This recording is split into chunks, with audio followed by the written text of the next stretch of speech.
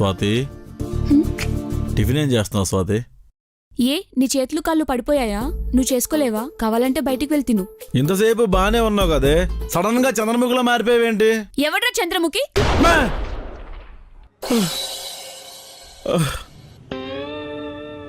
ఏంటి ఇదంతా కళ? 10 వరకు పందిలా పడుకుంది, మొగుడు కాఫీ ఇద్దామని లేదు. అంతేలే, పట్నం అమ్మాయిల దగ్గర పాతివ్రత్యం ఎత్తుక్కోవడం నాది తప్పు. స్వాతి, ఏంటి ఇది మెలకుగానే ఉందా?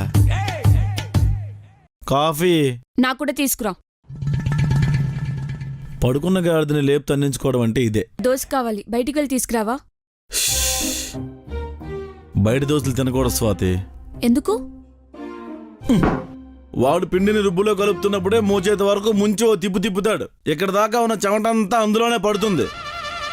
కలిపిన వాడు తిన్నగా ఉంటాడా అంటే అందులోనే దగ్గుతాడు.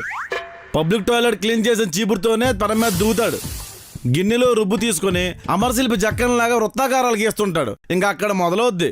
కారం దోశ, మసాలా దోశ, ఉప్మా దోశ, రవ దోశ, పన్నీర్ దోశ, పేపర్ దోశ, ఆడి పిండా కూడా దోశని భిక్షం ఎత్తుకునే వాళ్ళ ప్లేట్లు పట్టుకుని వాడి చుట్టూ నిలబడతారు.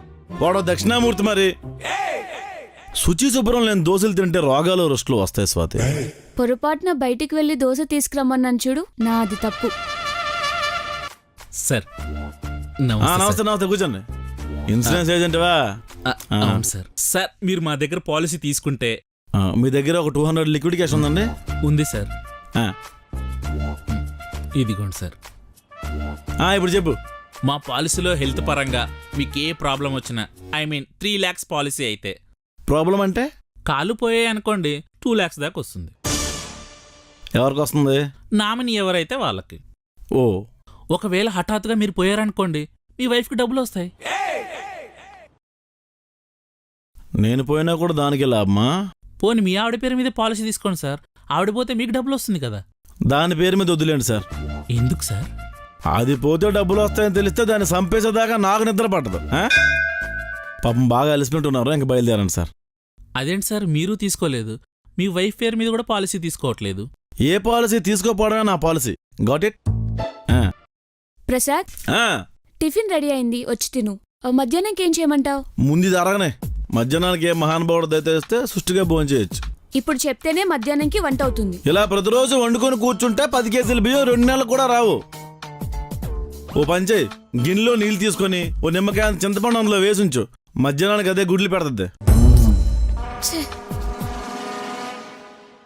గోల్డ్ ఫ్లాగ్ కింగ్ సిగరెట్ అలవాటున్నా బాగుండేది.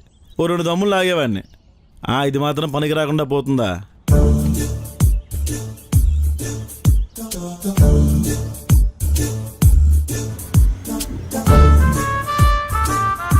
మాస్టర్, మీ దగ్గర ఇందాక ఒక సిగరెట్ తీసుకున్నానండి. ఇప్పుడు ఇది నాకు వద్దు, నా డబ్బులు నాకు ఇచ్చేయండి. ऐसा कैसा होता? रिटर्न नहीं लेते पैसा नहीं देते चला. అలా కాదండి, తీసుకుని మానేసాను. चला ఎవరి కోసం ఇవ్వ నువ్వే? ए बाय बाय बाय बाय रुको रुको दे तुम ఇవ్వు. ले लो.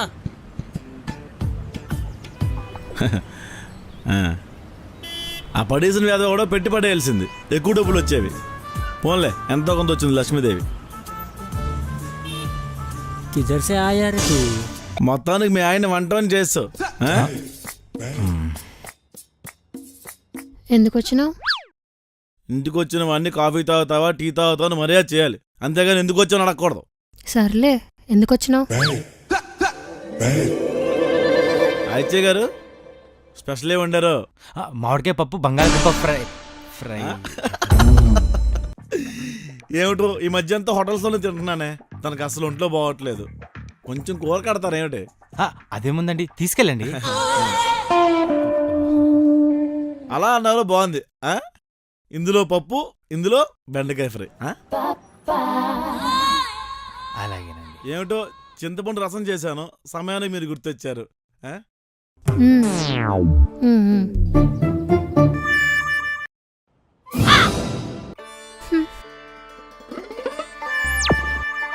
చింతపండు పిసికేసిన నీళ్లు తీసుకొచ్చి కూరలు దబ్బేసినావు. సిగ్గుందా కొంచెమైనా?